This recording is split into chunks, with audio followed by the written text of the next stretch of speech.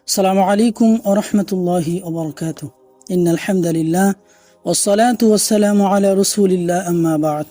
ফাআউযু বিল্লাহি মিনাশ শাইতানির রাজীম। বিসমিল্লাহির রহমানির রহিম। ইমানে মুফাসসালের একটি গুরুত্বপূর্ণ অংশ হচ্ছে ওয়াল কদরি খাইরিহি, অর্থাৎ তকদিরের ভালোমন্দ আল্লাহ তাআলা কর্তৃক নির্ধারিত। মানুষ দুনিয়ার জিন্দেগিতে তকদিরের সাথে বিভিন্ন যুদ্ধে অংশগ্রহণ করছে। এই যুদ্ধগুলোতে কখনোই মানুষ জয়ী হতে পারবে না, বরঞ্চ অবশ্যই তাদের তকদির কিংবা তাদের ভাগ্যই জয়ী হবে। আল্লাহ তাআলা এ ব্যাপারে আমাদেরকে সতর্ক করেছেন। ঈমানের এটি গুরুত্বপূর্ণ অংশ যে তকদিরের উপর পূর্ণ ঈমান অনায়ন করা। কোনো মুসলমান যদি এই তকদিরের ব্যাপারে কিঞ্চিত পরিমাণ সন্দেহ পোষণ করে, তাহলে অবশ্যই সে ঈমান থেকে বিচ্যুত হয়ে যাবে এবং সে কাফেরে পরিণত হবে। সুতরাং আমাদের দুনিয়ার জিন্দগিতে এত দুশ্চিন্তা, ডিপ্রেশন, এগুলোর একমাত্র কারণ হচ্ছে আল্লাহ তাআলার এই তকদিরের উপর আমাদের ভরসা না থাকা, আমাদের তকদিরের সাথে প্রতিযোগিতায় অংশগ্রহণ করা।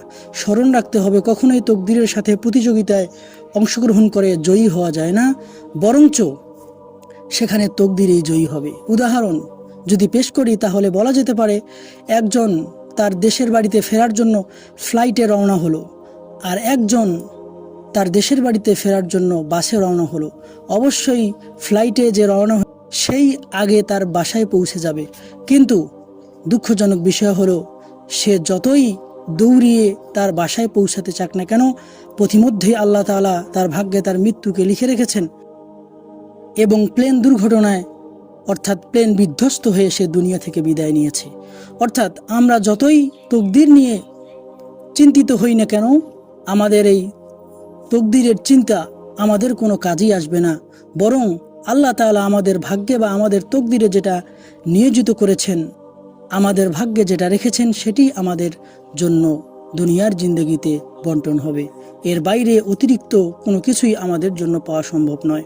সেজন্য দুনিয়ার এই ডিপ্রেশনগুলোকে আমাদের ভুলে যেতে হবে। ভবিষ্যতের চিন্তা আমাদেরকে বাদ দিতে হবে। ভবিষ্যৎ তো আল্লাহ চিন্তা করবেন, আমরা নই। ভবিষ্যৎ আল্লাহ তাআলাই নির্ধারণ করেন, আমরা নই।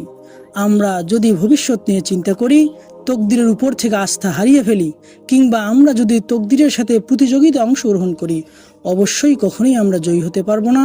এই যুদ্ধে, এই প্রতিযোগিতায় তকদিরই জয়ী হবে।